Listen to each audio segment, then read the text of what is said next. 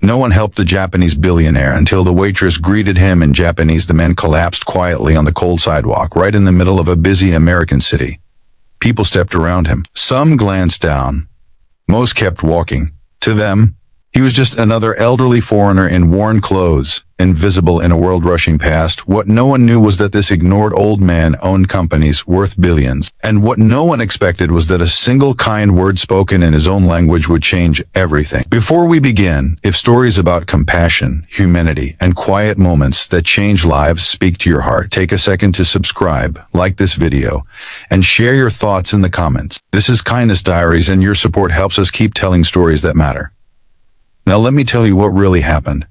It was a gray afternoon in downtown Chicago. The streets were loud with traffic and footsteps, and the air smelled like rain and coffee. The old man sat on the pavement near a narrow alley, his back against a brick wall. His suit was old but once expensive.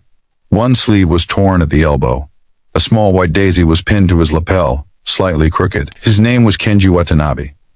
Kenji had arrived in the United States 3 days earlier from Japan. He had come alone, without assistants or bodyguards. That alone should have raised questions, but Kenji believed in seeing the world as it truly was, not through layers of privilege. For years, he had wondered something that kept him awake at night.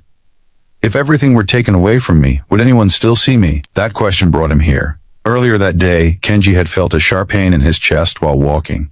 He tried to steady himself, but his legs gave out. He lowered himself to the ground, slowly, breathing hard. He wasn't dramatic. He didn't shout. He just sat there, hand pressed to his chest, hoping someone would notice. People passed by. A man in a suit glanced at him, frowned, and walked faster. A woman pulled her child closer. Someone muttered, "He's probably drunk." Another said, "Not my problem." Minutes passed. Then more. Kenji didn't feel angry. He felt small, invisible. The pain in his chest wasn't just physical anymore. That's when he heard a soft voice. "Daijoubu desu ka?"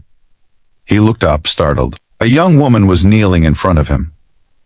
She wore a simple white shirt and a brown apron. Her blonde hair was tied back neatly. In her hand was a bottle of water. She had spoken Japanese. "Are you okay?" she repeated gently, this time in English, smiling as if she'd known him for years. Kenji's eyes filled with tears. I think so," he said quietly, his accent thick. "Thank you." "My name is Emily," she said. "I work at the cafe on the corner. I saw you sitting here and everyone else just kept walking." She helped him drink some water and waited with him, her presence calm and steady. She didn't ask who he was. She didn't look at his torn suit or his old shoes. She just stayed. After a few minutes, Kenji's breathing slowed. The pain eased. "You speak Japanese very well," he said, surprised. Emily laughed softly. "Not very well.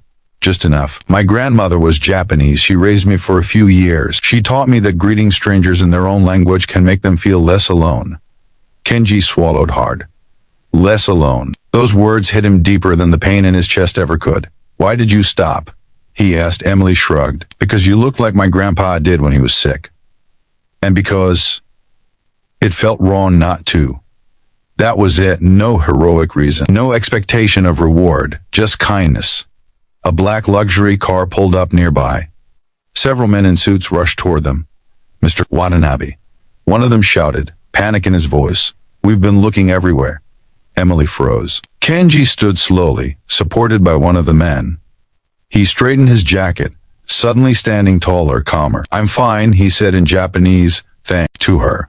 The men bowed deeply to him. Then they turned to Emily, confused, shocked. "Do you know who that is?" one whispered. Emily shook her head, still kneeling.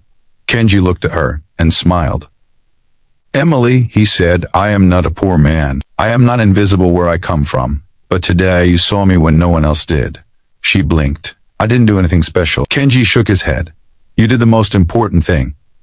They took him to the hospital to be checked. It turned out he'd had a mild cardiac episode. A doctor said if he'd been ignored much longer, it could have been fatal. That night, Kenji couldn't sleep. He kept seeing Emily's face, her calm voice, her simple question, "Are you okay?" The next morning, he asked his assistant to bring him the address of the cafe. 3 days later, Emily showed up to work and found the cafe closed. A sign on the door said there was a private event. Confused, she stepped inside. The owner stood there shaking. "Emily, I don't know what you did, but there's a man here asking for you." Kenji stepped forward. He bowed deeply, in front of everyone. "I came to America with a question," he said. I have my answer now. He explained everything. Who he was, why he had come, what she had done without knowing.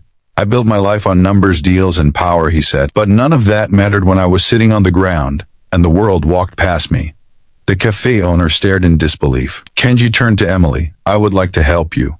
She immediately shook her head. I don't want money.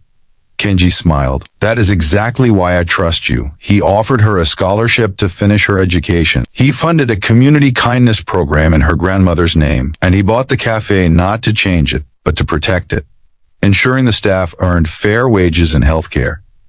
Emily cried, not because of the money, but because one small act of kindness had echoed back in a way she never imagined. Months later, Kenji returned to Japan. In an interview, he was asked what lesson he learned in America. He answered simply, kindness does not ask who you are. It only asks if you are human. And Emily? She still works at the cafe. She still kneels down to speak to people others ignore, because she knows now one kind moment can change a life, maybe even save one. So the next time you see someone sitting quietly, hurting silently, remember this story. Remember that kindness doesn't need permission, money, or recognition. It just needs you. And sometimes one gentle word is enough to change everything.